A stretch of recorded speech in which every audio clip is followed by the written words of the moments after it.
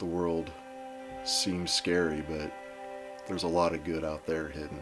You have to look for it, and sometimes it comes and finds you, like Answering the Call did me, but it's definitely out there. Hi, I'm Nathan Betancourt, and I'm a football coach and high school teacher in Windsor, Missouri.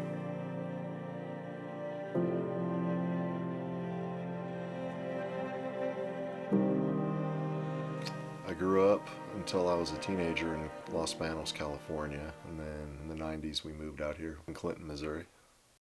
We were dispatched to a residence in reference to a woman screaming on an open 911 line. She sounded like she was in quite a bit of duress. We get sent there. We were told outside that there was no one else in the house, but we needed to make sure. And so we go inside, and long story short, we were ambushed not long after we made entry. I was hit twice. Nick Hasper was hit in the arm, and unfortunately we lost Ryan Morton that night. What was it like to see my girls the next day? That was probably the best time I've ever seen them, besides holding them when they were born. I really needed to see them. I think they needed to see me too, see that I was okay, and that was awesome.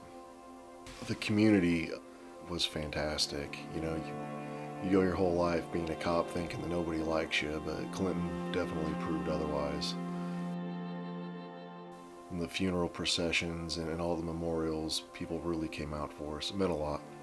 Aftermath after the injury was I had some nerve damage and some muscle damage, and they tried to surgically repair the nerve. It didn't go quite so good, but there was arterial damage they were able to fix, and then I went through occupational therapy for quite a while. It was such a whirlwind. When I got introduced to Answering the Call, man, they were just kind of there. One day I get a phone call from Ronnie, and I'd never met him before or anything, and next thing you know, a check comes, and they were just kind of in and out, low key, not a lot of fanfare, but I'm glad we caught up later and became friends. Answering the Call helped me. It wasn't just the money they gave to help cover the bills, and you're not working the overtime or anything anymore. You're on work comp at that point, and it's scary. But it was nice to know that you weren't alone. And there's a group of guys that get it and understand, because they still reached out and check on you. Even to this day we're still in touch. So the mental side and the emotional healing side, I think they have just as big an impact as they do on writing checks, if not more so. The kids I teach and the kids I coach, it's nice to, here we go. Kids are a good time.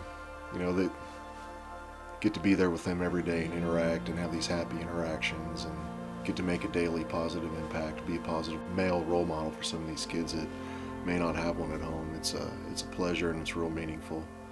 I think I'm right where I need to be.